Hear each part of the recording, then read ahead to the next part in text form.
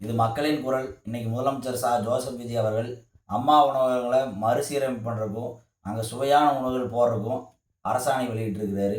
உண்மையாகவே பொதுமக்கள் சார்பாகவும் அனைத்து இந்திய அண்ணா திராவிட முன்னேற்ற கழக சார்பாகவும் நன்றியையும் வாழ்த்துக்களை தெரிவித்துக் கொள்கிறோம். உங்களுக்கு மேலேருந்து அம்மாவின் அருளாசி கிடைக்க இறைவனை வேண்டுகிறேன்.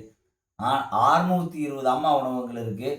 இது மாநகராட்சிகளிலும் நகராட்சிகளிலும் இருக்குது.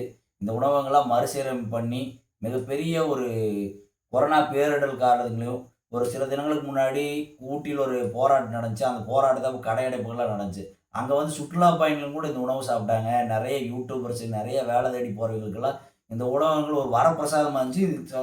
வீடியோவும் நம்ம பார்த்துருப்போம். படிக்க போகிறவங்களுக்கும் கூட அந்த உணவகங்கள் உதவுச்சுன்னு சொல்லி நம்ம வீடியோவெல்லாம் பார்த்துருப்போம். அது இப்போ சிறப்பாக செயல்படுறதுக்கு ஆணையிட்டிருக்கிறார். இதில் இன்னொரு சிறப்பு என்னென்னா, நகராட்சி துறையில் கீழே தான் இதெல்லாம் இயங்குது. அப்போது அந்த நகராட்சி துறைக்கு யார் அமைச்சர்னு பார்த்தா, முனிசிபல் அட்மினிஸ்ட்ரேஷனை தன்னோட கட்டுப்பாட்டிலே வச்சிருக்கிற விஜய் அவர்கள் நன்றாகவே செயல்படுவார் என்று நம்பிக்கை இருக்கிறது. நீங்கள் சீரோடும் சிறப்போடும் செயல்பட்டால் மக்கள் வாழ்த்துவார்கள். நன்றி, வணக்கம்.